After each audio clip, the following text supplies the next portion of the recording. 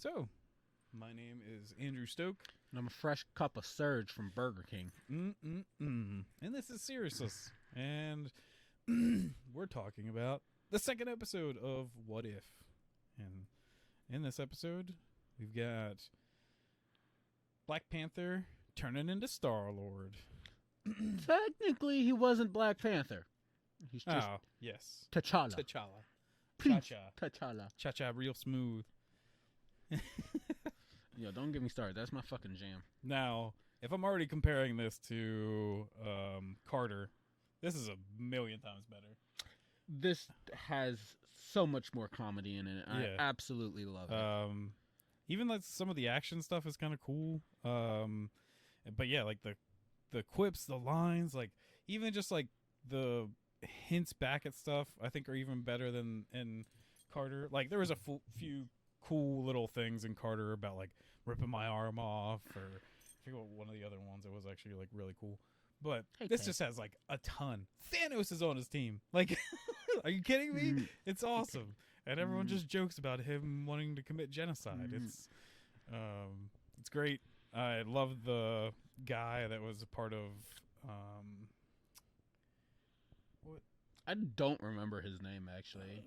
He was in Captain Marvel, and he became the Watcher, the Keeper, or whatever. The dude that tries to stop Peter Quill at the beginning of the first Star-Lord But I mean, movie. like, who his boss was. Because his boss was basically the guy that they fight in the end of... Ronan, wasn't it? Yeah, wasn't Ronan. his boss Ronan the Accuser? I couldn't remember Ronan. That's what I was looking for. Oh, I can't remember the dude's name, which is crazy because he's like a super good actor. Yeah. And his character is surprisingly fun in the MCU already, despite having such a small role. Yeah, he kind of just kills it in this, and he's hilarious because in this world... the name Star-Lord is actually renowned, respected, and loved by everyone in the galaxy. Because he's a giant hero. It's great hearing Chadwick Boseman's voice. He recorded, I believe, most of this episode. He didn't do all of it, so a little bit's not him. But beyond that, I think he nailed it. There's actually a lot of better voice acting in this, I think, than the Carter one. I do think this was a nice final little send-off for him. Yeah. I hope they even do. Like, I'm sure they'll do it. Yeah, I'm sure they'll do another in like the actual Black Panther movie. But it was nice. But yeah, the only thing I think we didn't really like was just the weird story bit of like to cause tension between him and Yondu. But it does kind of have a payoff at the end because of them going back to Earth and stuff like that. So. Basically, the gist of this what if is T'Challa is kidnapped instead of Peter Quill. He convinces the Ravengers to become essentially the galaxy's version of Robin Hood. They steal from the powerful and give to the powerless. Because of it, everybody loves T'Challa. Everybody loves the Ravengers. T'Challa stops Thanos, the Mad Titan, from going on his galactic genocide. Not through conflict, but by providing him a good argument and telling him how to allocate resources properly to satiate his fucking resource issue, his OCD. And it's not genocide, because it's random. But what am I also just think this puts a lot of people in a lot more interesting places. Yeah. T'Challa as Star-Lord, I never thought would be super interesting, but...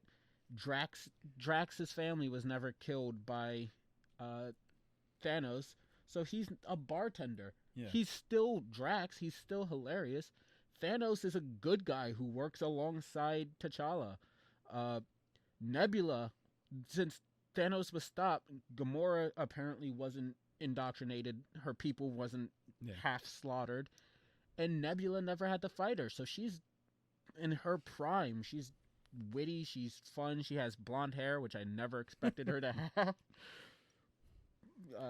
The Collector in this is so much different than what we've seen. He's more like kind of the Collector in the comic books because he's actually like a force to be reckoned with. Like he's not just like shredded. Some very like he's a fucking eccentric beefcake. guy looking for stuff. Yeah, He's swole.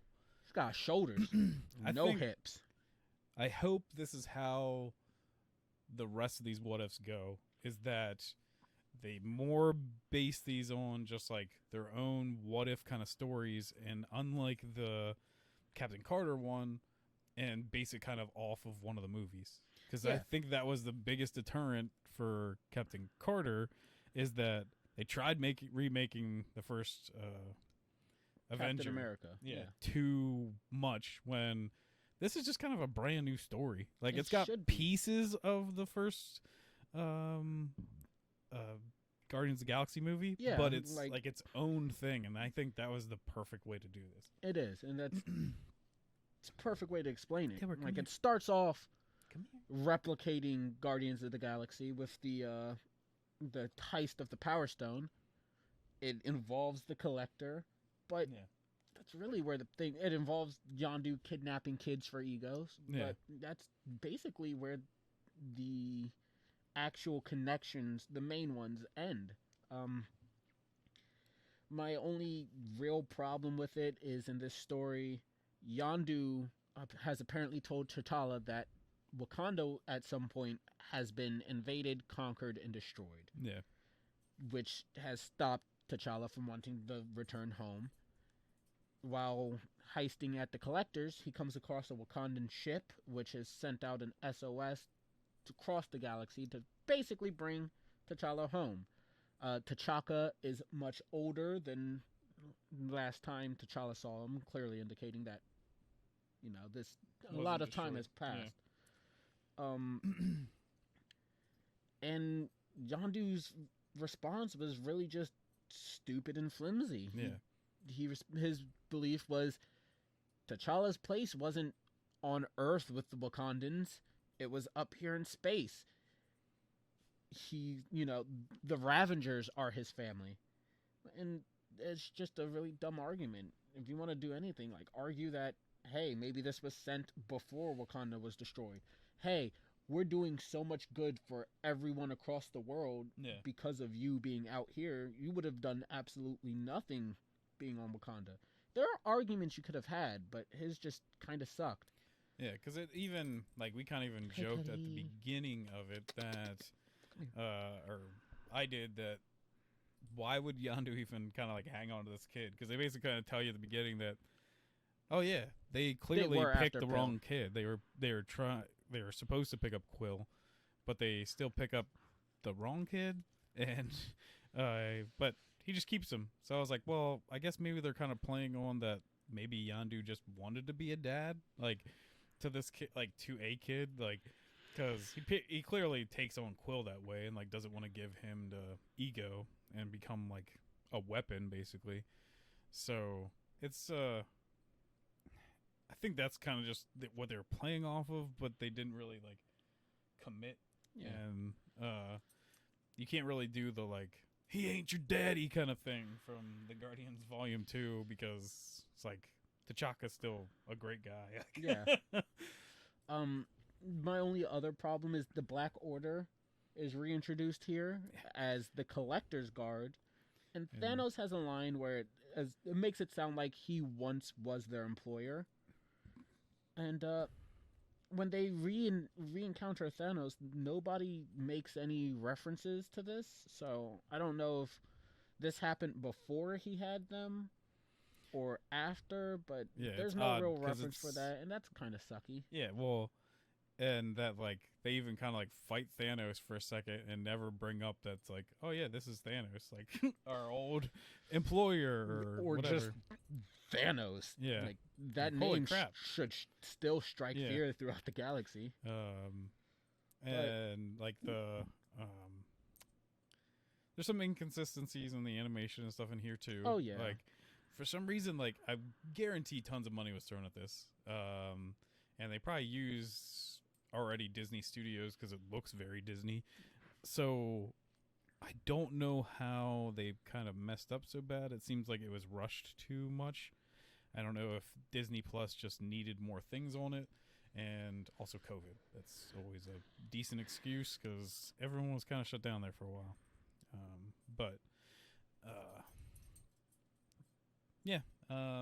I don't know about you, but maybe like a 4 out of 5 or like a 4.5 out of 5 or something like that. I'd give it a 4 out of 5. It was a lot more enjoyable. It was really great to hear Chadwick's voice again. Yeah.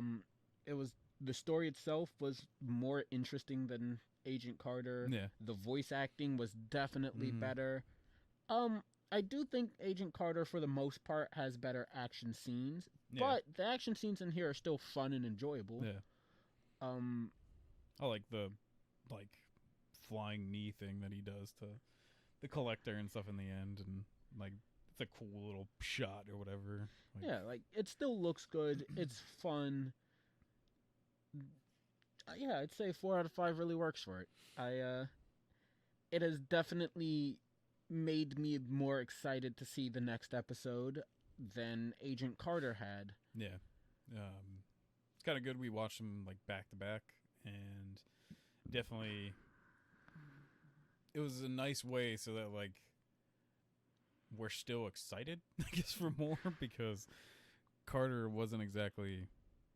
It wasn't the strongest thing to start off with. And even we thought going into that episode, we are like the second episode, we were like, this just doesn't sound like it would actually be that cool of a concept, but they did a great job. They wrote its own story. It's not just tossing him into who Quill was. It's basically taking that T'Challa was raised almost by not almost. He was raised by a hero, so that's what he wanted to do when he was out in space. So T'Chaka still put some very good lessons in him, and he went out there and saved the world, or saved the galaxy. That would be the Guardians of the Galaxy reference.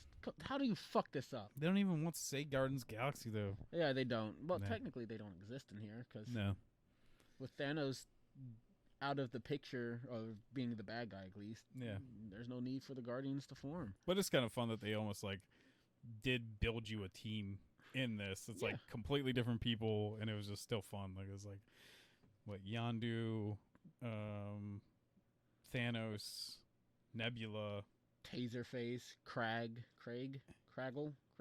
Yeah, and then I don't know. I don't even know what that guy's name is. Because he was hilarious. The new guy. Because that's what they call him. But he was great during the whole thing. Like, oh yeah, me and him best friends, and I saw that. Yeah, me and him best friends and forever. It's great. Solid episode. So I definitely hope they lean more towards this form of storytelling in the future for What Ifs. So, all right. I think that'll do it. Like, share, subscribe. Yes. Ring the bell. I don't know what that means, but every other YouTuber says it. So yeah, I know what it means, but whatever. You guys do it. You guys know. Do it. Do it.